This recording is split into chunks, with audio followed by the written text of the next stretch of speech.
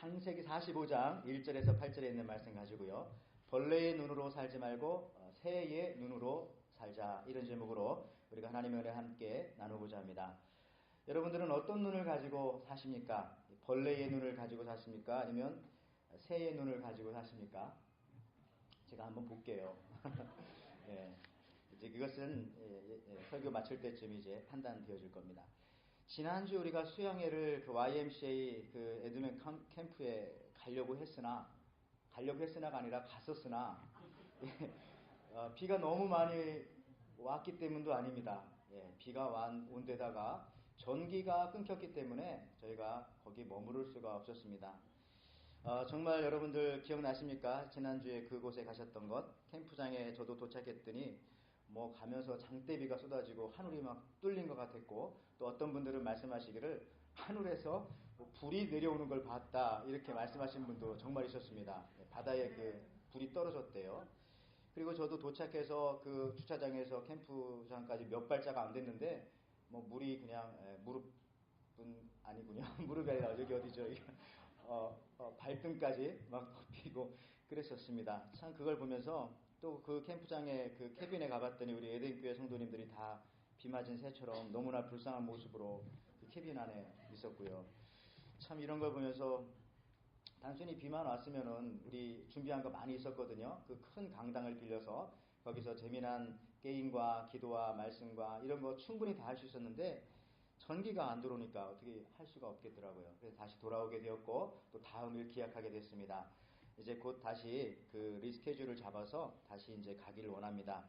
그때 또 가보니까 정말 아침부터 이렇게 막 아침 식사도 준비하시고, 또 어떤 분은 텐트도 차에 다 싣고 가셔가지고 텐트를 쳤는데 또 비가 와서 그게 또 뒤집어지고, 그걸 보면서 막 제 마음도 뒤집어지더라고요. 그리고 또 어떤 분은 막 카메라까지 또 사셔가지고 이날을 위해서 DVD 카메라까지 다 준비하셔서 가셨는데, 참 지금 이렇게 웃음이 나오지만 그때 막 눈물이 나올 것 같더라고요. 그래서 꼭 다음에 가야 되겠다. 빠른 시간 내에 여러분들 그거 다 그대로 갖고 계시기 바랍니다. 꼭 빨리 갈게요. 돌아와서는 또 우리가 너무 아쉬웠기 때문에 그 음식 같은 것도 여기서 다 모여서 같이 또 먹었습니다.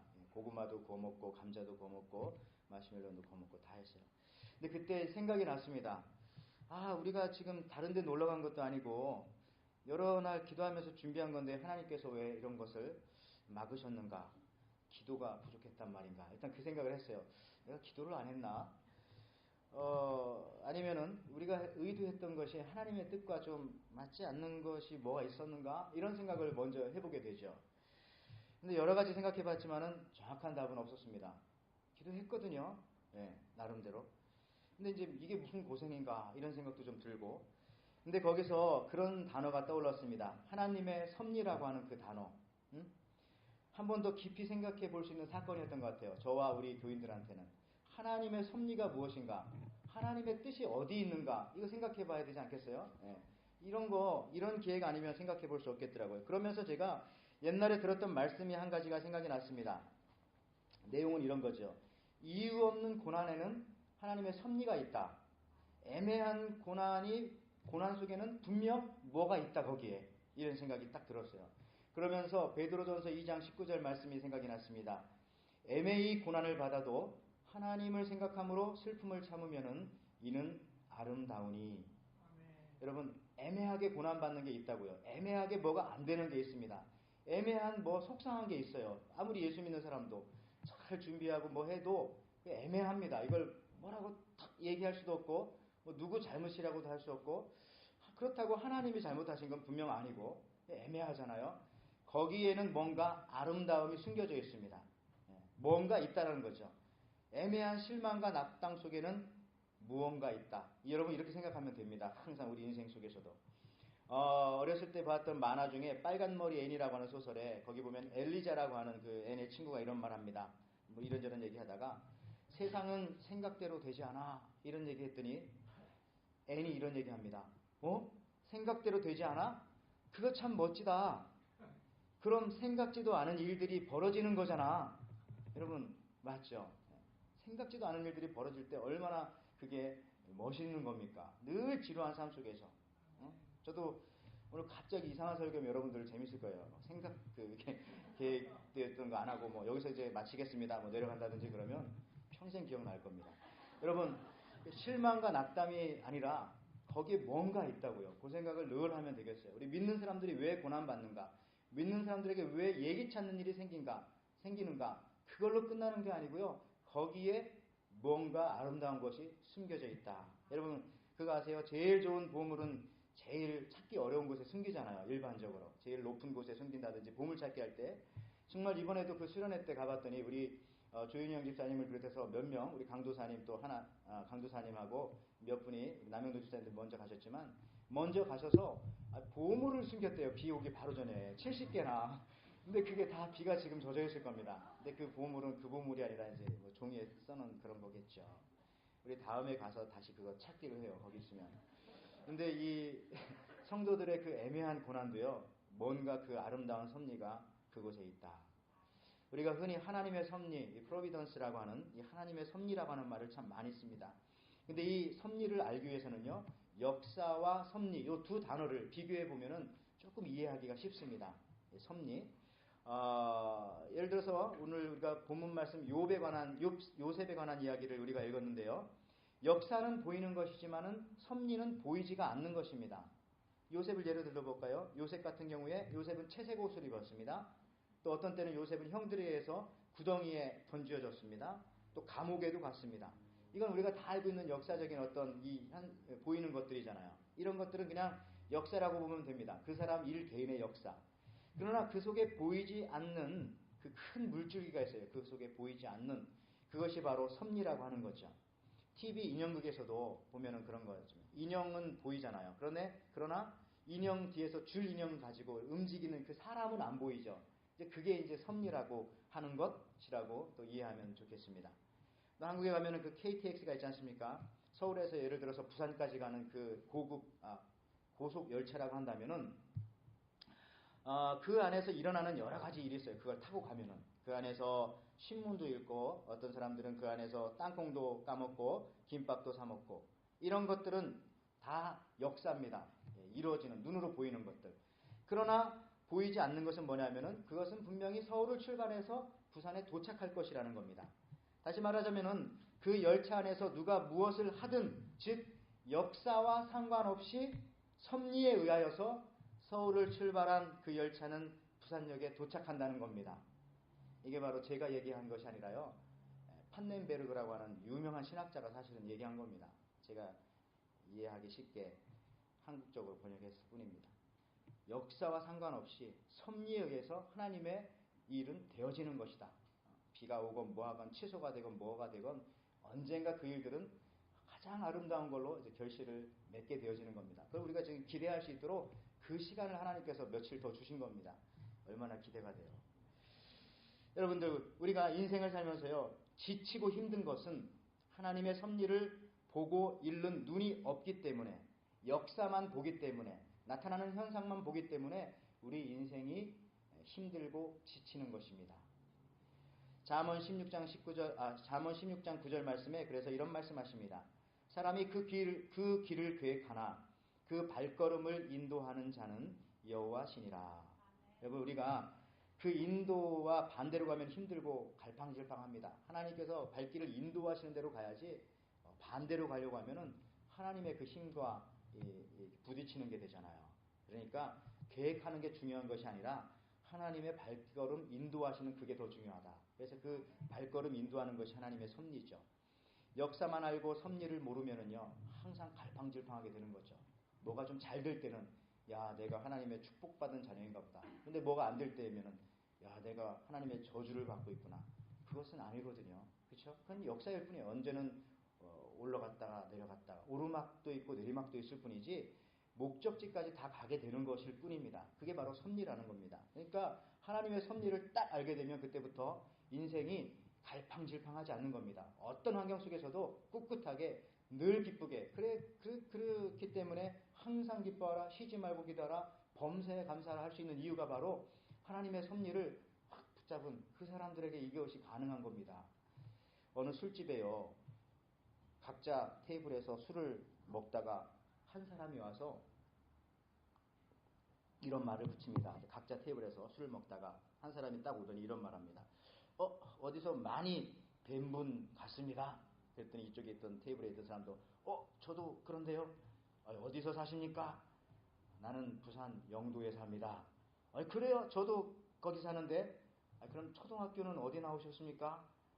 예, 저 영도 초등학교 나왔습니다. 있는지 모르겠지만 영도 초등학교 나왔습니다. 저도요. 그랬더니 이제 다른 손님이 들어와가지고 이제 그 모습을 보고서 주인한테 물어보는 거죠. 아유, 저 사람들 누구냐고. 저렇게 서로 어디 만난 것 같다고. 그랬더니 주인이 하는 말이 이런 말 합니다. 아니라고.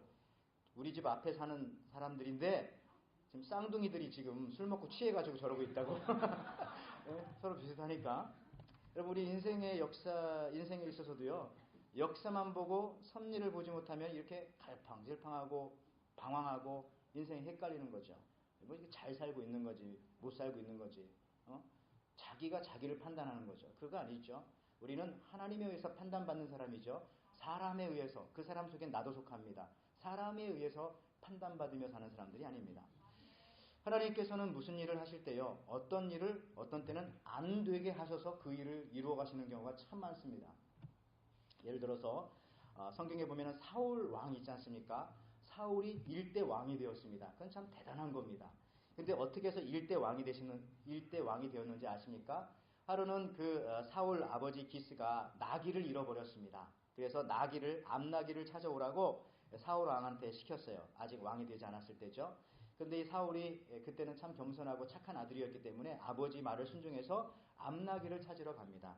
한 40km 정도 산길을 3일 정도 막 헤맨 겁니다. 여기에 있나 저기에 있나 여기에 있나 저기에 있나 못 찾은 거죠. 3일 동안 헤매다가 사무엘상 9장에 나오는 말씀인데, 나중에는 암나귀는 찾지 못하고 암나귀를 찾다 누구를 만났는가 하면은 사무엘 선지자를 만나게 되었습니다.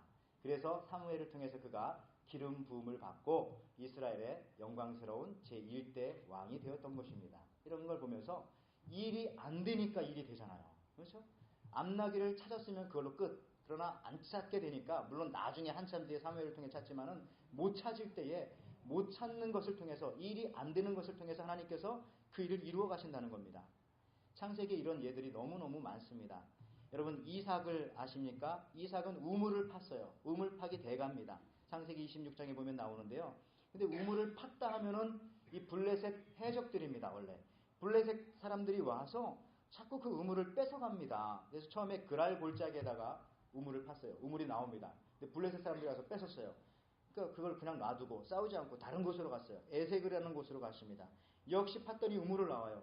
또 블레셋 사람들이 와서 뺏어갔어요. 그 다음에 신나, 그 다음에 르호봇, 그 다음에 부엘세바, 뭐 이렇게 5-6번 계속 파면 훔쳐가고 파면 뺏어가고. 근데 나중에 놀라운 것은요, 그 이스라엘 지도에서 이 이삭이 이동했던 경로를 줄로 이렇게 그어보면은 하나님께서 약속했던 그 땅으로 가고 있는 겁니다. 자기 아버지 아브라함한테 약속했던 그 가나안 땅으로 이삭이 조금씩 움직여가는 것을 보게 되는 겁니다. 일이 안 되니까 일이 되잖아요. 이게 참 하나님의 은혜 가운데 있는 사람들의 놀라운 역사입니다. 이 사람뿐이 아니에요. 이거 너무 시간이 없는 관계로 다 얘기 못하지만 야곱도 그래요. 야곱도 보면은 참 그 야곱이 인생이 너무 잘 풀렸으면은 아마 외삼촌 집에서 눌러 살았을 겁니다. 외삼촌 집에서. 근데 일이 안 되는 거죠. 계속해서 양은 잘 키워지는데 삼촌이 괴롭히고 또 삼촌의 아들들이 괴롭히고 자꾸, 그러니까 거기서 나오게 됐죠. 나왔는데도 뭐 또 여러 가지 힘든 일들 통해서 자기 딸이 또 강간도 당하고 이런 많은 일들을 통해서 나중에 또 역시 그 길을 이어봤더니 베델 땅으로 다시 돌아가게 되잖아요. 원래 하나님께 예배드렸던 그 땅으로 다시 돌아가게 되는 겁니다. 일이 안 되는 것을 통해서 그걸로 끝나는 것이 아니라 하나님께서는 그것을 통해서 하나님의 역사를 이루어 가시는 것입니다. 닫힌 문을 통해서 하나님께서는 사람들을 인도해 가신다는 거죠. 우리는 문이 열려야만이 그 문을 통해서 내가 뭘 얻어내고 열린 문만이 하나님께서 나에게 축복을 주신 문이다라고 생각할지 모르겠지만, 우리 인생 돌이켜 보십시오. 닫혔던 문 때문에 내 인생이 그동안 열렸던 경우가 얼마나 많은지 모르겠습니다. 오늘 요셉을 보십시오. 그가 총리가 된 것은요, 그를 팔았던 형들, 구덩이에 집어넣었던 일들, 애굽의 노예로 팔았던 일들, 보디발 아내로부터 누명을 받고 왕의 감옥에 갇혔던 안 좋은 일들을 통해서 오늘 여기까지, 오늘 본문 창세기 45장까지 오게 된 것입니다. 닫힌 문, 좁은 문을 통해서 하나님께서 그의 역사를 이루어가는 거죠. 그의 뜻과는 정반대로. 그러나 아름답게 이루어가는 것 아니겠습니까? 여러분, 제가 여기서 한 가지 질문을 좀 하겠습니다. 요셉의 인생을 이렇게 쭉 놓고 볼 때에 여러분들이 이미 다 알고 있으니까 요셉에 대해서 어느 부분이 요셉의 인생에 있어서 가장 클라이막스가 되는 그러한 인생이라고 여러분 생각하십니까?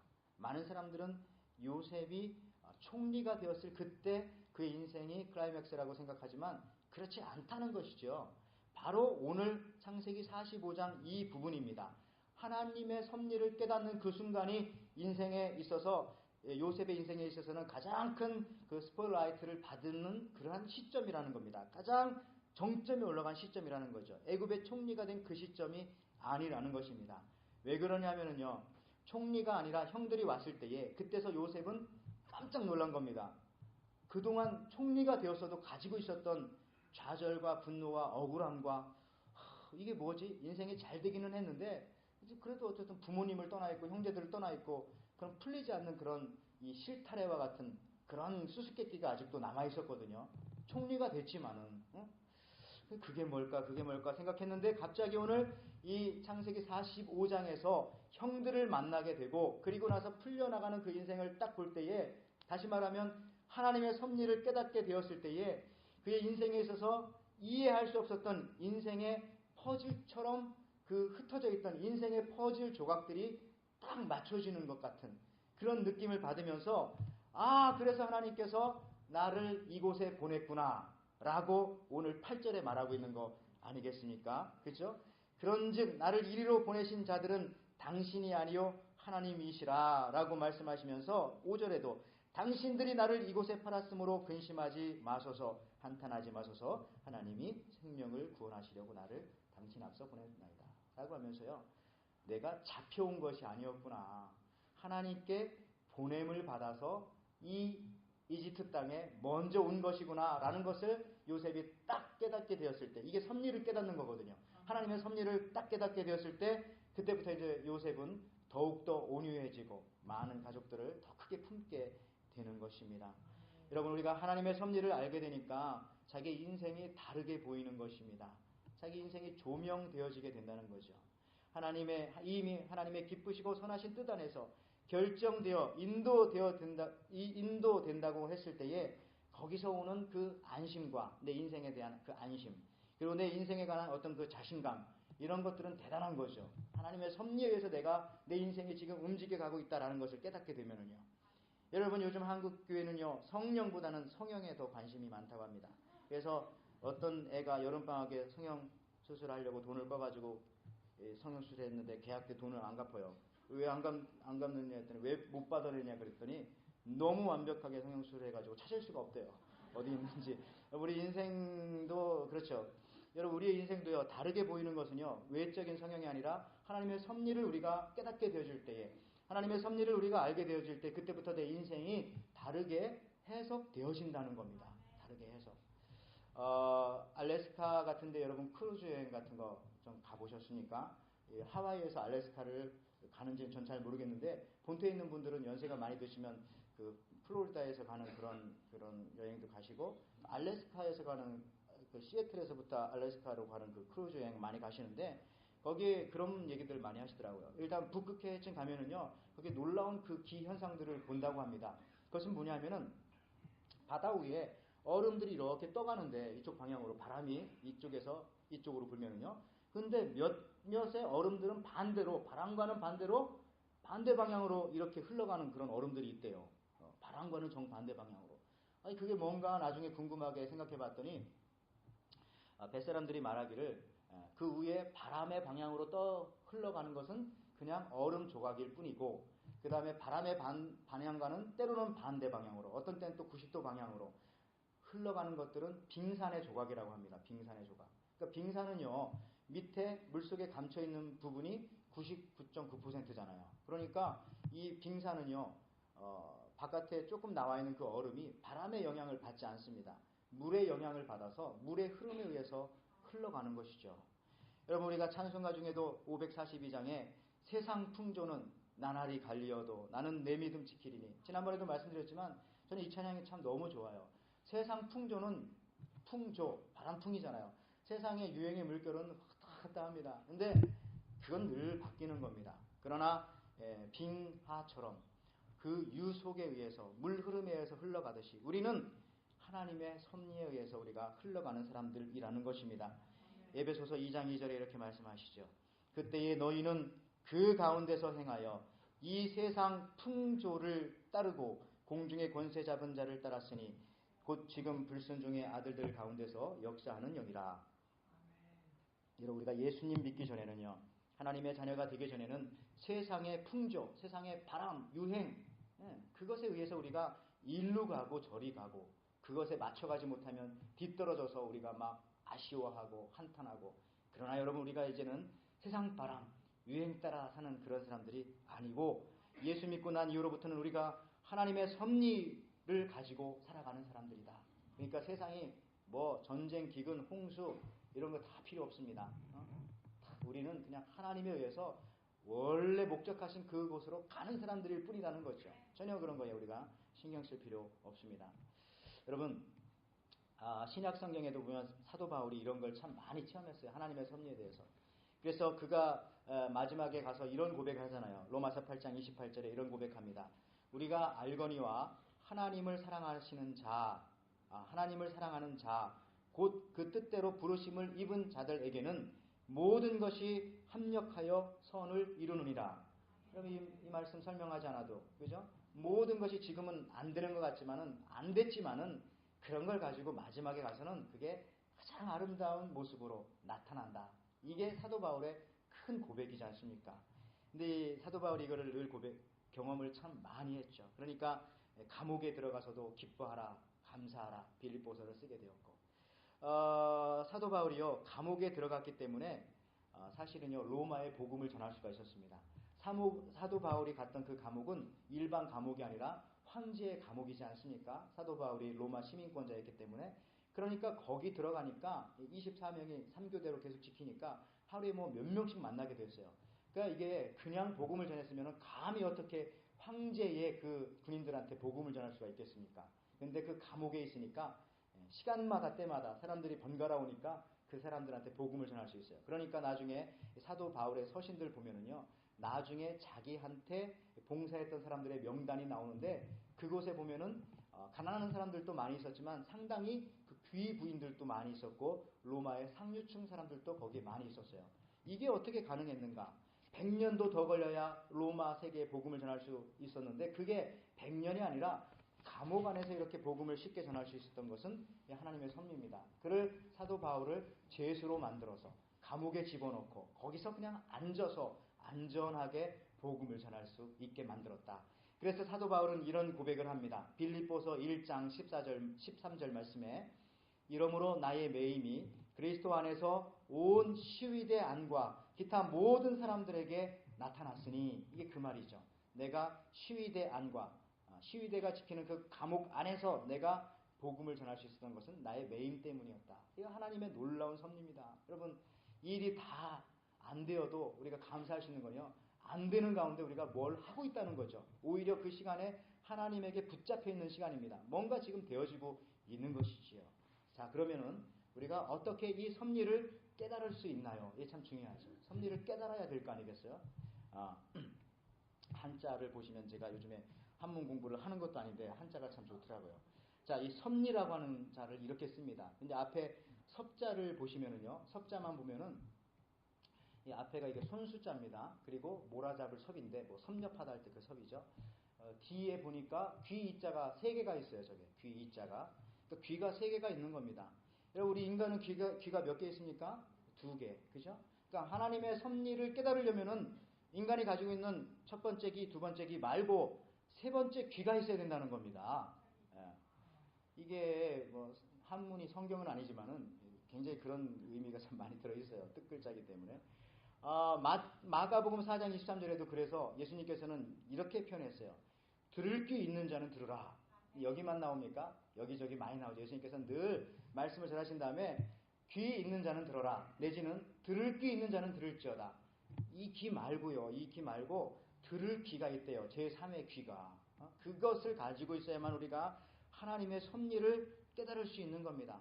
들을 귀 있는 세 번째 귀를 가지고 있어야, 그래서 하나님의 말씀이 내게 들려질 때에 아하 하는 그 아하 익스프레이션, 그죠? 그 아하의 경험을 우리가 깨닫게 된다는 거죠. 아, 그래서 그렇구나.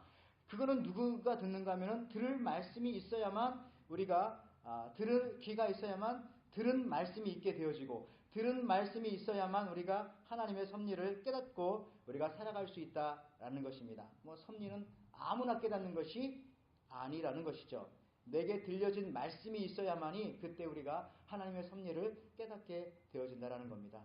내가 들을 귀로 들은 말씀이 있어야 내가 하나님의 섭리를 붙잡고 살 수 있다라는 것이죠. 그러니까 말씀이 없으면은요, 뭐 섭리고 뭐고 뭐 이거 잘 모르는 거죠. 그러니까 늘 방황하게 되고, 늘 고민하게 되고, 갈등하게 되고, 잘 살아도 걱정, 못 살아도 걱정, 잘 돼도 근심, 안 돼도 걱정, 이렇게 된다는 거죠. 섭리가 있으면요, 섭리는 어떻게 해요? 들려진 그 말씀을 가지고 있으면, 나에게만 들려진 그 말씀을 가지고 있으면은 그때부터 우리가 절대 흔들리지 않는다는 것이죠. 여러분, 영국에요, 윌리엄 카우퍼라고 하는 사람이 있었습니다. 이 사람이 32살쯤 되었을 때에 인생이 너무나 고통스럽고 어려워가지고 자살을 하려고 그렇게 기도했습니다. 그래서 인생을 포기하려고. 영국 사람이니까 영국에서 그 테임즈 강에 가서 강에 빠져 죽으려고 갔어요. 근데 가려면 힘들게 가지. 이왕 죽을 사람이 마차를 불러가지고 마부를 또 동원해가지고 갔어요. 그래서 이제 뛰어내리려는 찰나에 이 마부가 돈 받고 지나가면서 이런 말을 합니다. 앞길이 창창한 젊은이가 이런 일을 하면 어떡합니까?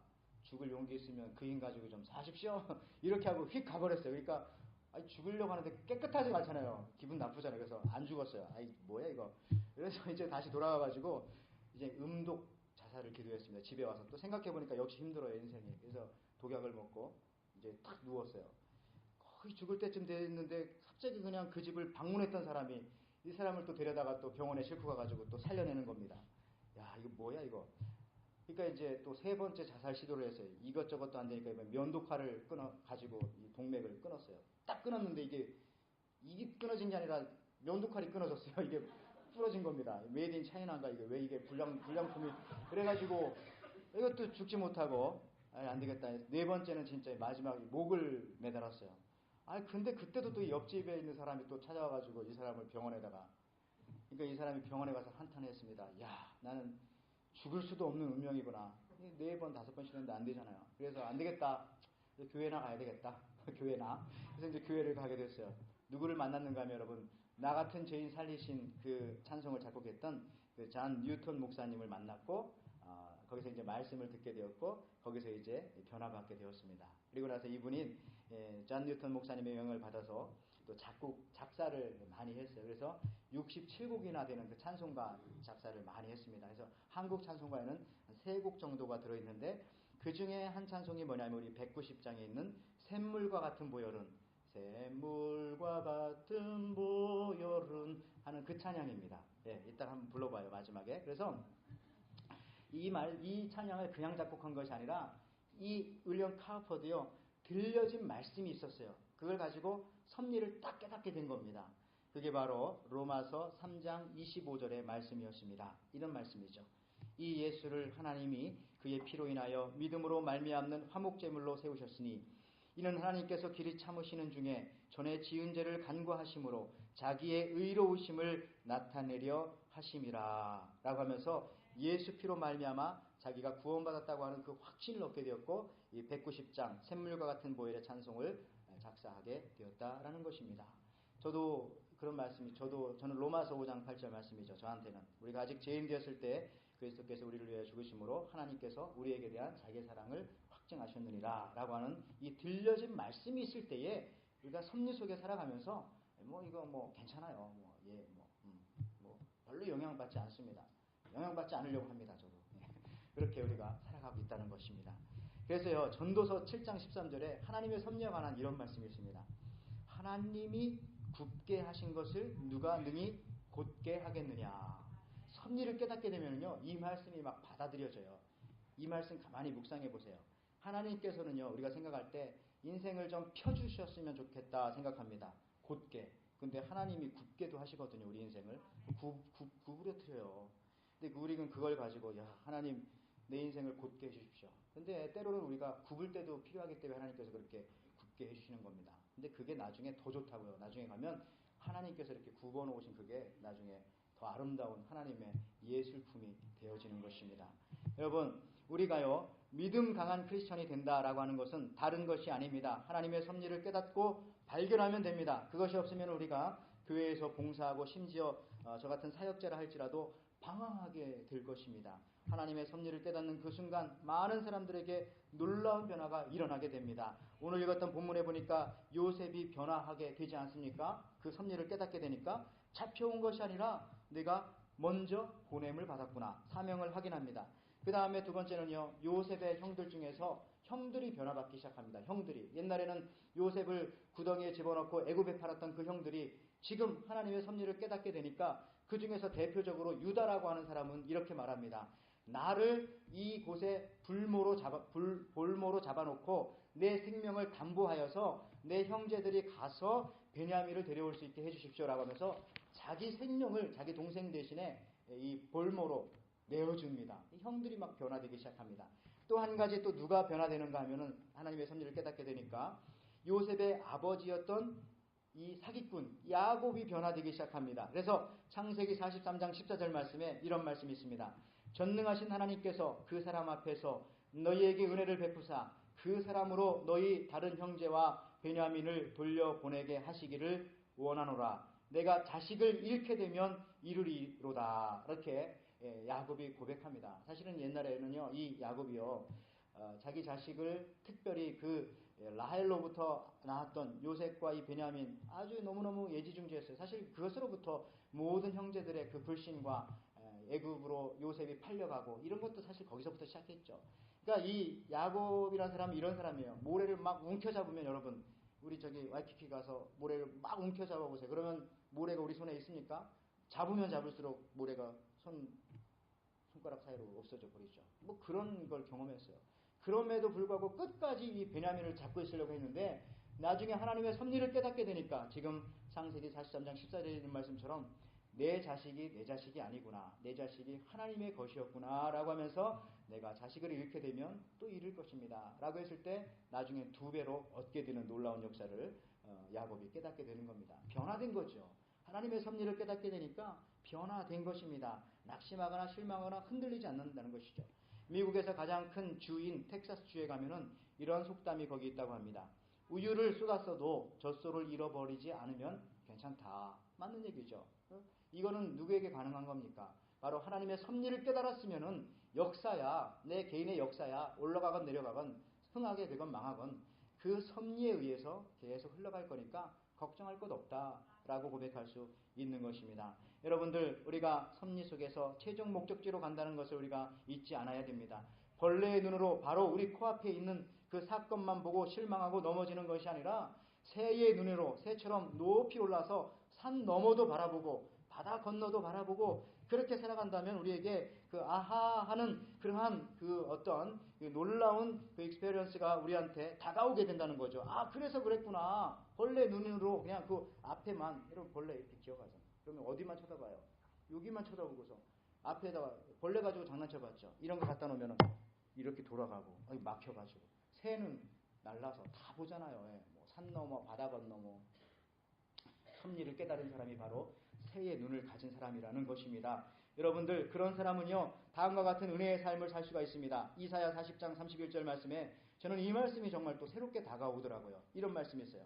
잘하는 말씀이죠. 오직 여호와를 앙망하는 자는 새 힘을 얻으리니 독수리가 날개치며 올라감 같을 것이요 다른 박질하여도 곤비치 아니하겠고 걸어가도 피곤치 아니하리로다. 아멘. 근데 이 말씀이 좀 다른 각도에서 살펴봐요. 이 성경을 그냥 쓴 게 아니거든요. 성령께서 다 이유가 있다고요. 순서를 보라고요. 처음에는 어떻게 됩니까? 날개치며 올라가요. 근데 그 다음은 다른 박질해요. 그 다음은 걸어가요. 이걸 반대로 하면 우리가 좋을 것 같은데, 그죠? 하나님을 앙망하고 성령 받고 힘이 있으면은 처음에는 걸어가다가도 막 뛰어가고 나중에는 확 날아가게 해주십시오. 이게 우리 기도 제목인데 여기 반대로 어떻게 처음엔 날아가다가 그 다음에는 뛰어가다가 나중에 걸어간다. 근데 이게요 놀라운 순서입니다. 이게 하나님의 섭리를 깨달은 사람들은요 뛰지 않습니다. 굳이 날아갈 필요도 없어요.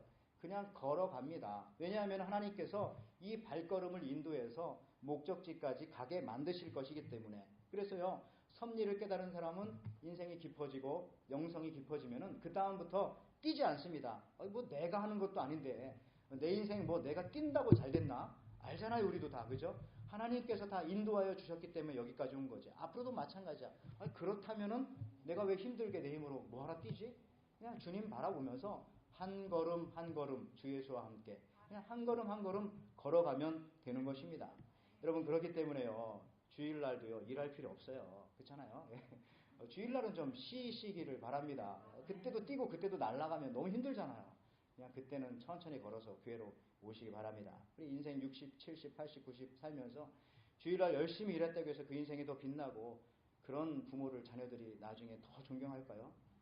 그런 가정과 가문이 더 번창할까요? 전 잘 모르겠어요. 그렇지 않다고 저는 말씀드리고 싶어요. 그렇죠. 그날은 그냥 쉬십시오. 그냥 천천히 쉬고 그냥 사세요. 예. 여러분들 다 하나님께서 붙잡아 주셨잖아요. 예.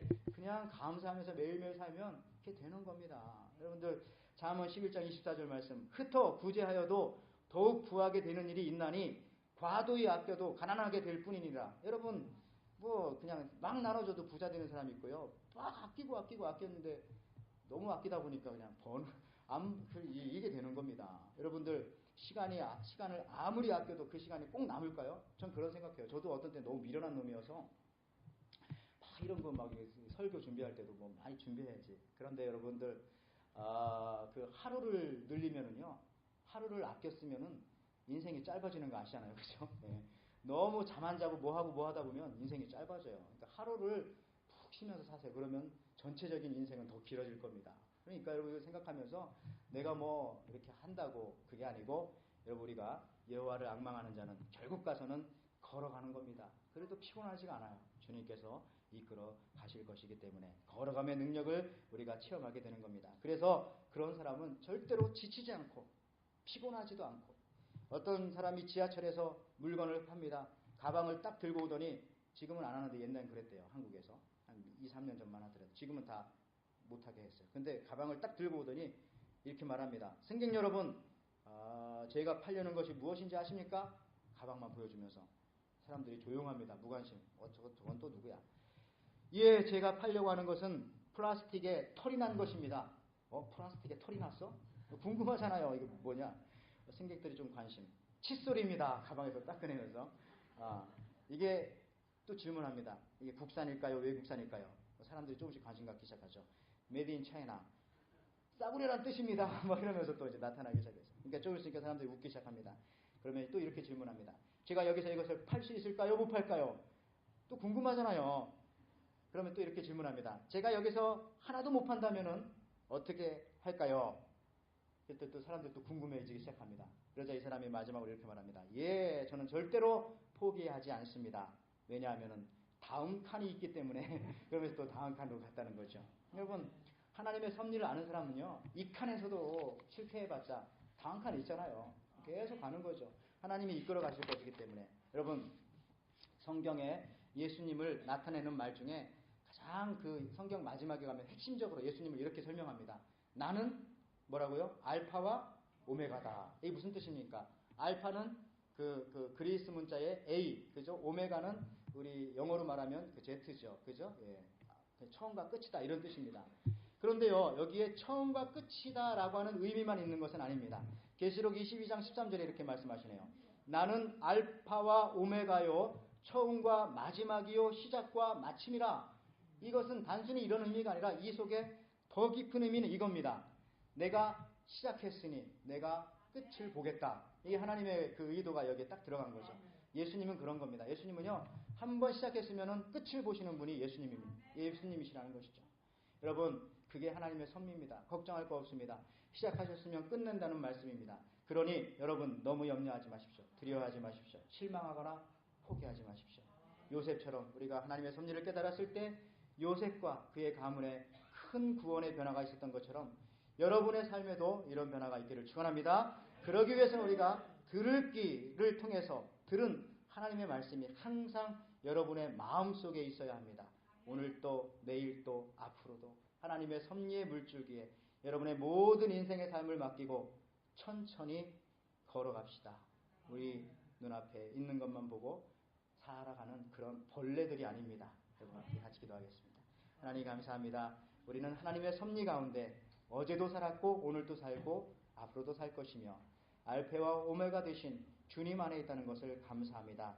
우리 하나님의 섭리 가운데서 우리가 두려워하거나 낙심하거나 절망하지 아니하고 매일매일을 늘 하나님 앞에 영광을 돌리며 감사하며 기뻐하며 살아가게 도와주옵소서. 감사드리며 예수님의 이름으로 기도하옵나이다.